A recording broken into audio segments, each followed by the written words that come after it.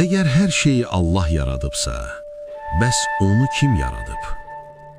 Bu, məbədlərdəki kölgələri belə titrədən bir sualdır.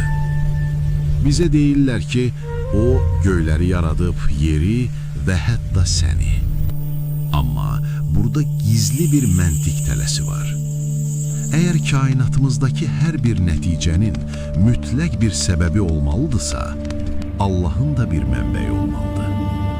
Bəziləri cavab verəcək ki, o əzəlidir, başlanğıcı və sonu yoxdur. Amma sizcə də bu, sadəcə əlavə suallar vermə deməyin rahat bir yolu deyilmi? Niyə kainat üçün bir qayda, onun yaradıcısı üçün isə başqa bir qayda var? Dinlər deyir, iman gətir, şübhə etməyi dayandır. Lakin sualsız iman həqiqətə yaxınlıq deyil. Bu sadəcə itaətdir.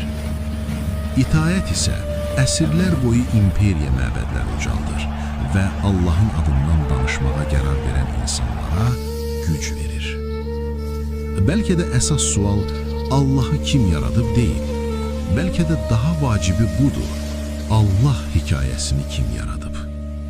Çünki əgər aldığın cavab səni susturursa və axtarışı dayandırırsa, o zaman mümkündür ki, sənə öyrədilən o Allah heç də yaradıcı deyil.